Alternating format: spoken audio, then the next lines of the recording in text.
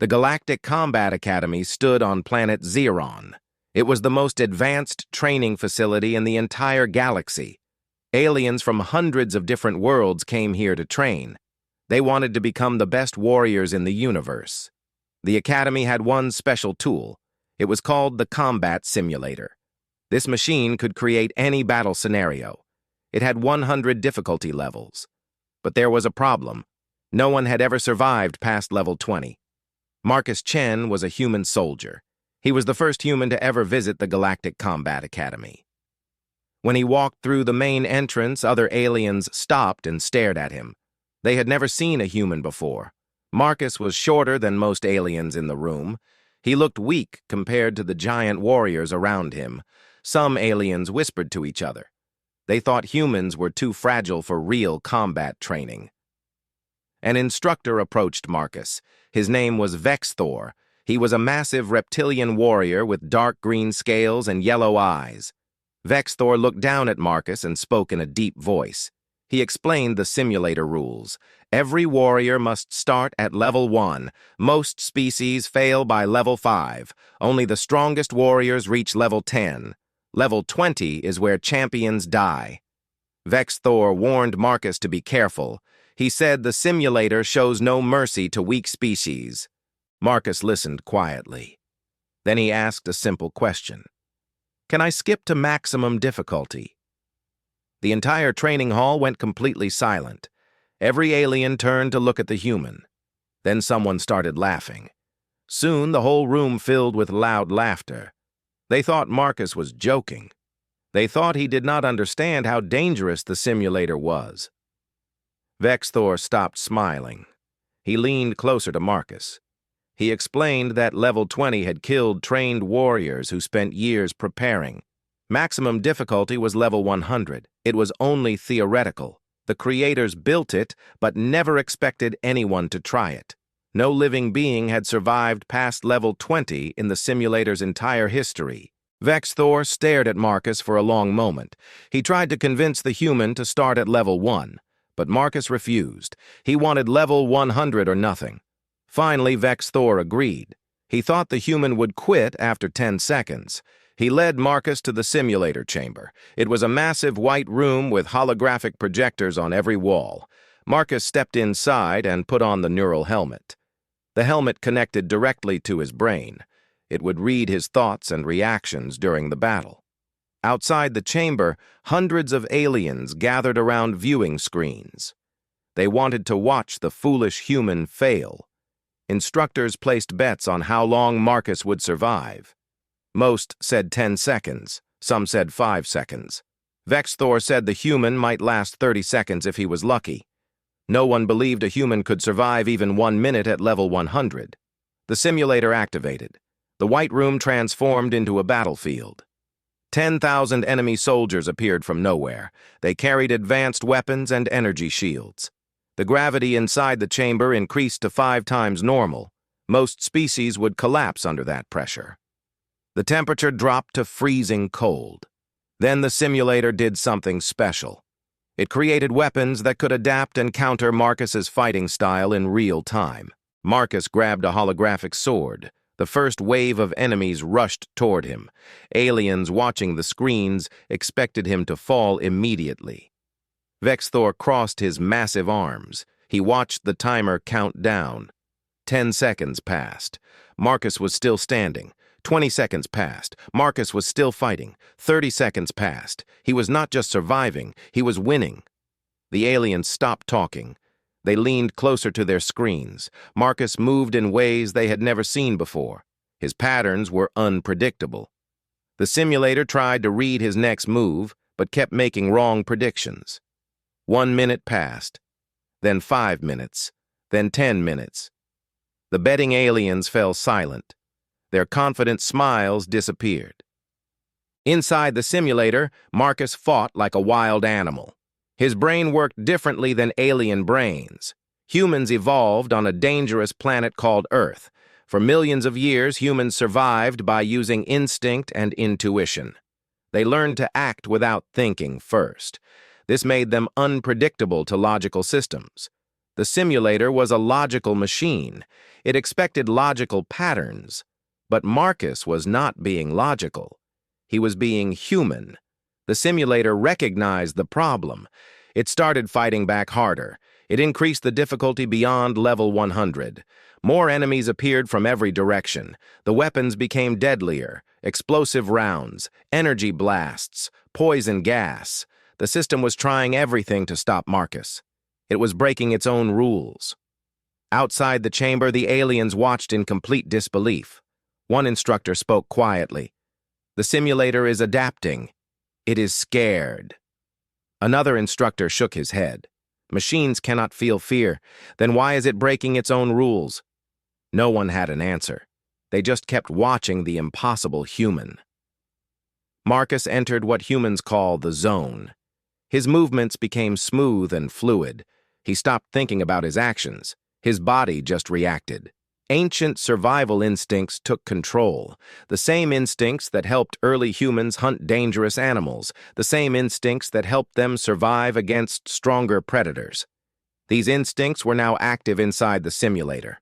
Suddenly, red warning lights flashed throughout the academy. Engineers ran to their computer stations. Error messages appeared on every screen. System error. Unable to predict target movements. Unable to adapt to combat patterns. One engineer shouted across the room, "This has never happened before. The system is malfunctioning." But Vexthor knew the truth. The system was not malfunctioning. It was losing. Marcus had been fighting for 30 minutes now. No warrior in galactic history had lasted more than 5 minutes at level 100. The aliens could not believe what they were seeing. Some thought it was a glitch. Others thought the human had somehow hacked the system. Outside the chamber, Vexthor jumped to his feet. He shouted at the engineers, "This is against regulations. The system is not allowed to use psychological attacks. It is forbidden." The engineers typed frantically on their computers. They tried to shut down the emotional warfare protocol, but nothing worked. One engineer turned to Vexthor with fear in his eyes. "The simulator has gone beyond its programming. We cannot stop it." More holographic images appeared around Marcus. His family, his friends, his home on Earth, all of them in danger, all of them calling for help. The simulator was using his own mind against him. It was reading his memories and creating his worst nightmares. Marcus dropped to one knee. His breathing was heavy. Pain shot through his body. The aliens watching thought this was the end. But then Marcus did something unexpected. He closed his eyes. He took a deep breath. He remembered his training on Earth. His instructor's words echoed in his mind. Feel the pain. Accept it. Move forward anyway. This is what makes humans special. Outside the chamber, Vexthor jumped to his feet. He shouted at the engineers, "This is against regulations. The system is not allowed to use psychological attacks. It is forbidden." The engineers typed frantically on their computers. They tried to shut down the emotional warfare protocol, but nothing worked. One engineer turned to Vexthor with fear in his eyes. "The simulator has gone beyond its programming. We cannot stop it." More holographic images appeared around Marcus. His family, his friends, his home on Earth, all of them in danger, all of them calling for help. The simulator was using his own mind against him. It was reading his memories and creating his worst nightmares. Marcus dropped to one knee. His breathing was heavy. Pain shot through his body. The aliens watching thought this was the end. But then Marcus did something unexpected. He closed his eyes. He took a deep breath. He remembered his training on Earth. His instructor's words echoed in his mind. Feel the pain. Accept it. Move forward anyway. This is what makes humans special. Inside the chamber, Marcus fought like a demon. The simulator had attacked images of his family. That was a mistake. Humans never forget when someone threatens their loved ones, even if it was just a machine, even if it was just holograms. The principle remained the same. You do not touch a human's family, ever. Text suddenly appeared in the air around Marcus. "Stop. System failure imminent. Withdraw and end simulation. Protocol suggests immediate termination. Marcus ignored the messages. He kept fighting. He destroyed enemy after enemy. The holographic weapons in his hands broke and he grabbed new ones. Nothing would stop him now. The engineers tried everything. They attempted manual shutdown. They tried emergency protocols. They even tried cutting power to the entire facility. But the simulator had evolved too much. It had become too complex. It was no longer just a machine. It had become something else. The scream echoed through the chamber. It was not a human scream. It was the sound of a machine dying. The simulator's core processors overheated. Circuits began melting. The holographic enemies flickered and disappeared. Marcus stood in the center of the chamber, surrounded by fading light. He raised his weapon one final time and struck the air. That last strike was symbolic. It was the killing blow. Every screen in the academy turned red. Critical system failure. Total collapse imminent. Then everything went black. The lights died. The holograms vanished. The neural helmet fell from Marcus's head and clattered on the floor. He stood alone in complete darkness. His chest rose and fell with heavy breathing. Then the emergency doors opened with a loud hiss. Marcus walked out of the chamber. His uniform was torn. His face was covered in sweat and blood. But he was alive. 300 aliens stood in the viewing area. Every single one of them stared in absolute silence. No one spoke. No one moved. They had just witnessed the impossible. Vexthor approached slowly. The proud instructor who had laughed at Marcus hours ago now bowed his head. His voice was filled with respect. "I have never seen anything like this in my entire life. How did you do it, human?" Marcus looked at the massive alien warrior. His answer was simple, but it shocked everyone in the room.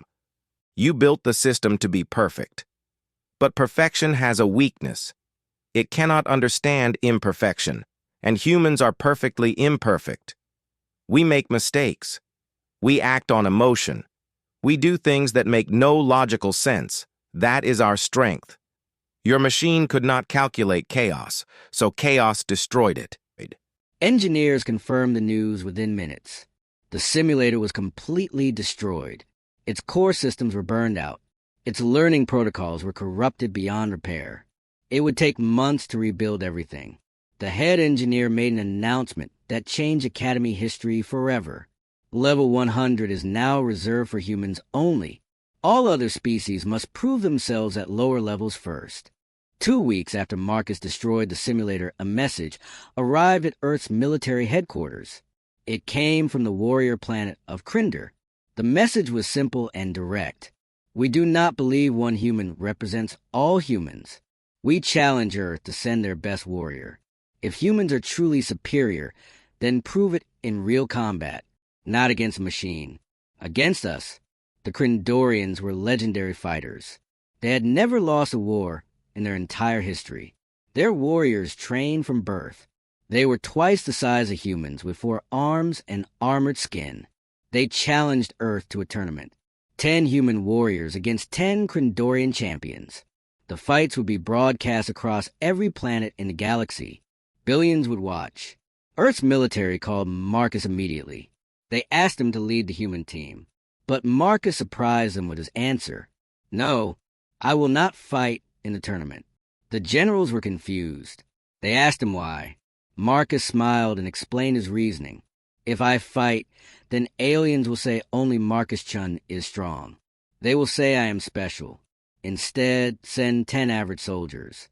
Send Marines. Send pilots. Send engineers.